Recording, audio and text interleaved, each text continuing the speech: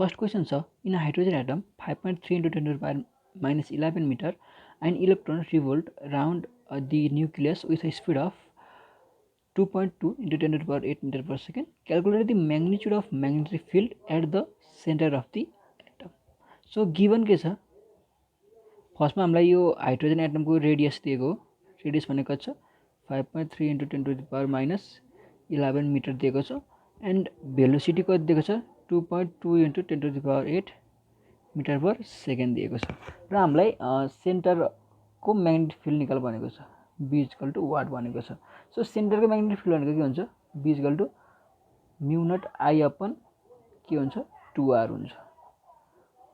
So हामीलाई R दिएको छ म्यु नट हामीलाई थाहा छ. अब हामीले I को भ्यालु निकाल्नु पर्यो. सो I को भ्यालु निकाल्नलाई हामीलाई के दिएको छ भेलोसिटी दिएको छ. सो यो भेलोसिटीबाट हामीले I कसरी निकाल्ने भन्दा उइन हो V भनेको के हुन्छ S बाइ T हुन्छ. सर्कलको केसमा S भनेको हुन्छ 2πr by T. So this implies T भनेको के हुने भयो 2πr अपन V हुने भयो. एन्ड I भनेको फेरि के हुन्छ I भनेको E अपन T हुन्छ.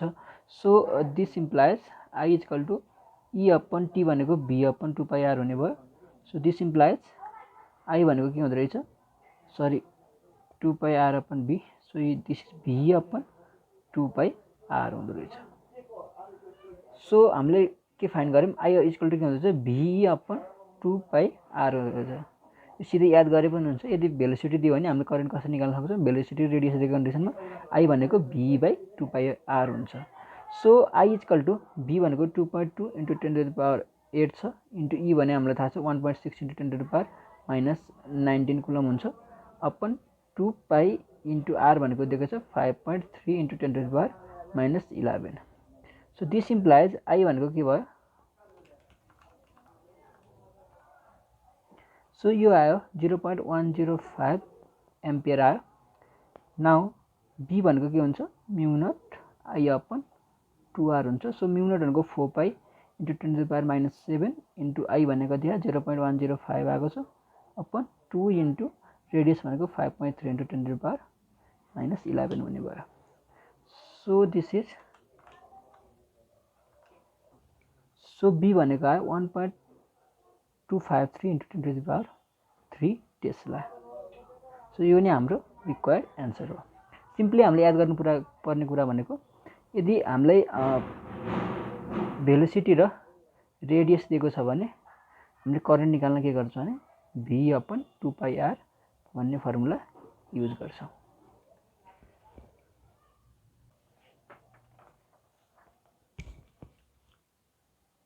अब कुरा गरौँ नेक्स्ट क्वेसन. नेक्स्ट क्वेसन छ resistor of 4 ohm and 12 ohm are connected in a parallel across a 6 volt battery with an internal resistance of 1 ohm. Find the total resistance of the circuit and the current in each resistor. So यसमा हामीलाई R1 भनेको कति दिएको छ 4 ohm दिएको छ. त्यस्तै R2 भनेको कति दिएको छ 12 ohm दिएको छ र इन्टरनल रेजिस्टेन्स स्मल r भनेको कति दिएको छ 1 ohm दिएको छ. त्यस्तै भोल्टेज E भनेको कति दिएको छ 6 भोल्ट दिएको छ. सो फर्स्टमा त यसको R को भ्यालु निकालौँ. यो केसमा छ प्यारललमा छ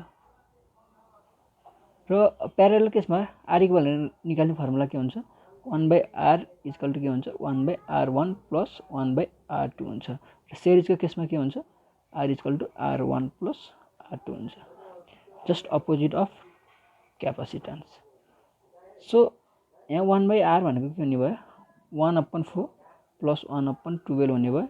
सो दिस इम्प्लाइज यो भनेको 3 प्लस 1/12 हुने भयो. So this is 4/12. सो यो भनेको 1/3 आयो.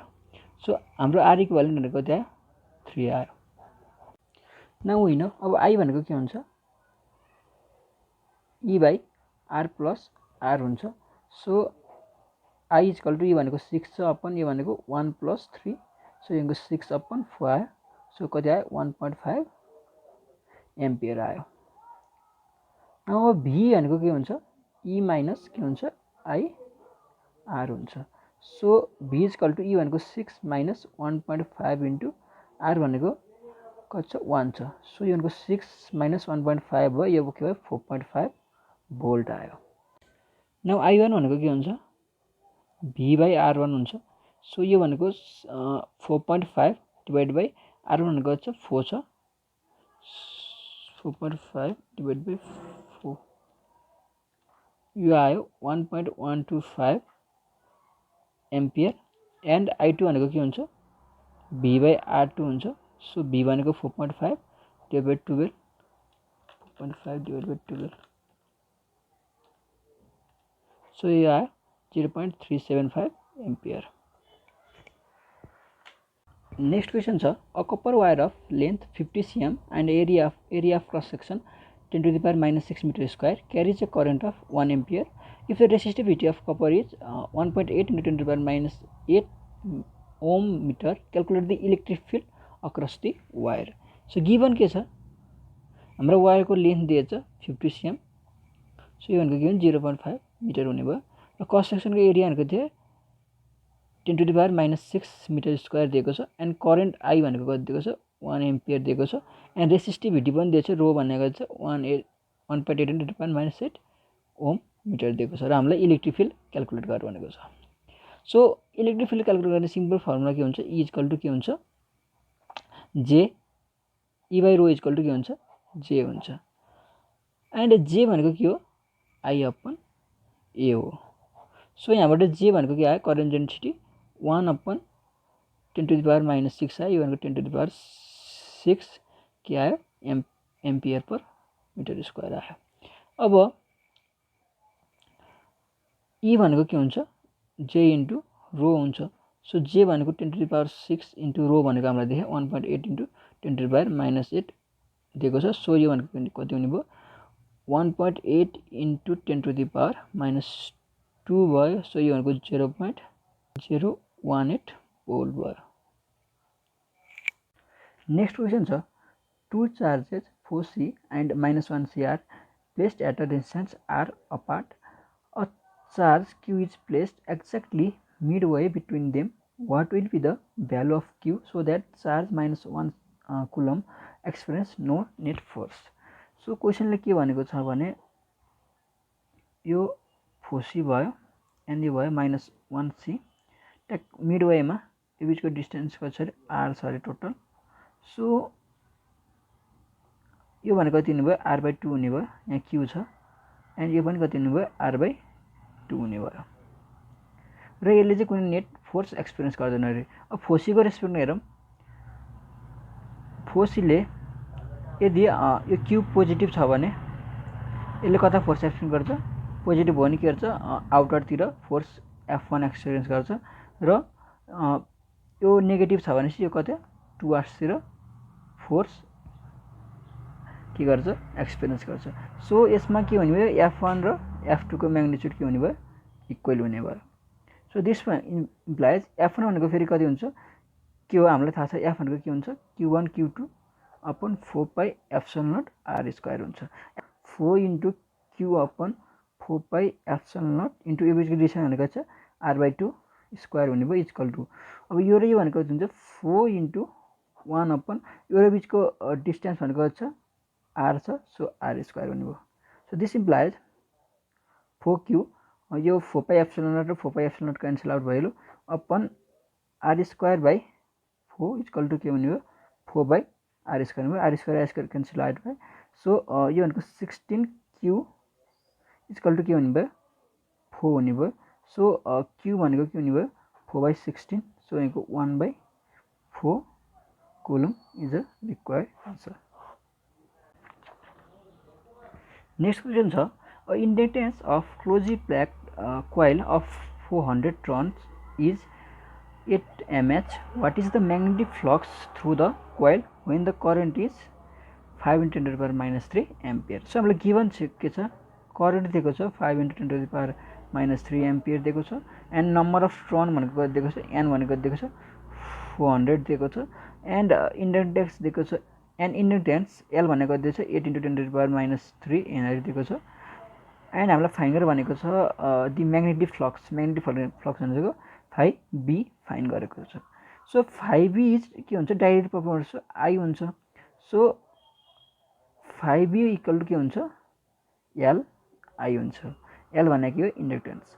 सो n5 इक्वल टु के हुने भयो li हुने भयो।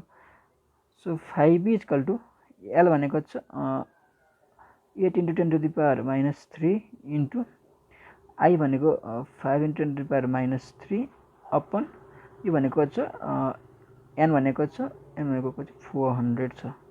सो दिस इज 40 × 10⁻³ अपन 400 हुने भयो। सो यो क्यान्सल आउट भयो 10 बाँकी रह्यो। सो यसको एन्सर कति 10⁻⁴। यसको युनिट भनेको वेबर हुन्छ। सो यो नै हाम्रो रिक्वायर्ड एन्सर हो।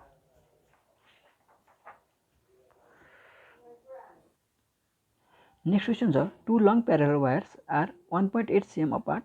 What equal current flow in the wire if the magnetic field halfway between them is to have a magnitude of 296 micro Tesla. So हामीलाई दुईवटा स्टेट कन्डक्टर दिएको छ अरे जहाँबाट करेन्ट आई फ्लो गरेको छ एन्ड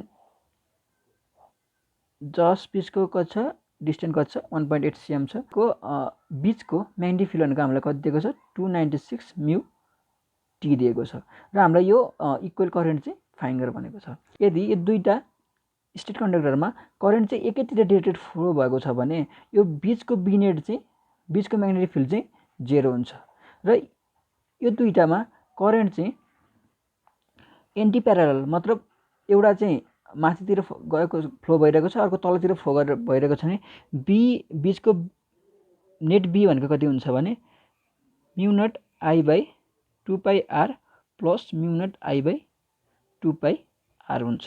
र यो केसमा के हुन्छ हामीले एन्टी यसको बिचको म्याग्नेटिक फिल्ड छ भनेपछि यो चाहिँ के छ एन्टी प्यारलल फ्लो भइरहेको छ मतलब एउटा चाहिँ माथितिर फ्लो भइरहेको छ अर्को चाहिँ तलतिर फ्लो भइरहेको छ। सो बिएम भनेको के हुने भयो 2 mu naught I by 2πr हुने भयो। सो टु क्यान्सल आउट यो भनेको mu naught I by πr हुने भयो। सो बी नट भनेको चाहिँ 296 into 10⁻⁻6 equal to mu naught भनेको कति हुन्छ 4π इन्टु 10⁻⁷ इन्टु आई अपन के हुने भयो πr हुने भयो र आर भनेको के हुन्छ मिड वेको 1.8 डिभाइड बाई 2 हुन्छ। सो भनेको 0.9 cm भयो। So 296 into 10⁻⁻6 into 0.9 into cm लाई मिटर गयौँ 10⁻⁻2 इक्वल टु 4π इन्टु 10⁻⁷ आई हुने भयो। So I equal to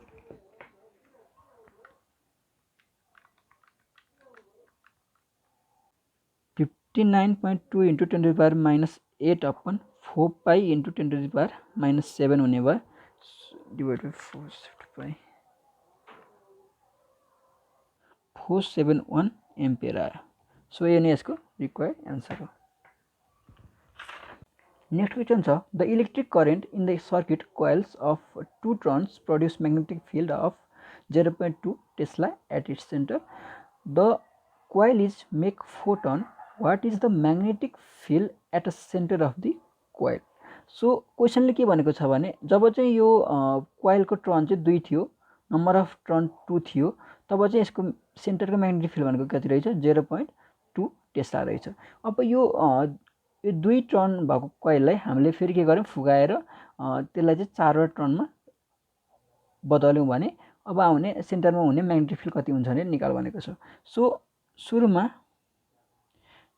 2वटा turn हुँदाखेरि यसको एल र यसलाई 4वटा टर्न बनाउँदाखेरि यसको एल त सेम हुन्छ। सो एल भनेको के हुन्छ 2πr नै हुन्छ।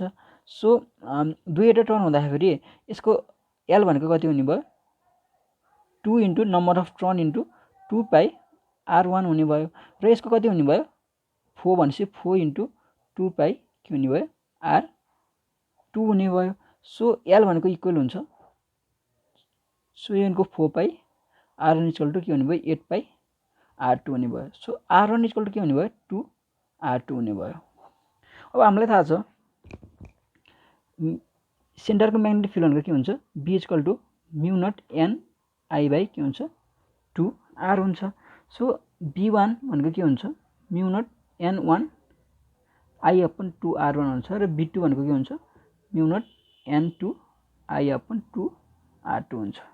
सो b1 र b2 डिभाइड गरौँ mu naught n1 I upon 2r1 upon mu naught n2 I upon 2r2 हुने भयो।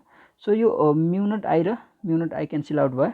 So this implies b1 upon b2 भनेको कति हुने भयो n1 upon 2r1 into 2r2 upon के हुने भयो n2 हुने भयो. 2 क्यान्सल आउट भयो. सो यो भनेको n1 upon n2 into r2 upon r1 हुने भयो. n1 भनेको छ 2 छ एन्ड n2 भनेको छ 4 छ इन्टु अब r2 r2 नै छोडिदिउँ. r1 भनेको फेरि के हुन्छ 2r2 हुन्छ. So r2 and 2 cancel out भयो. So this implies b1 upon b2 equal to 2 cancel out भयो 1/4 हुने भयो. सो b2 भनेको के हुने भयो 4 इन्टु b1 हुने भयो. सो यो भनेको 0.2 into 4 0.8 tesla is our required answer.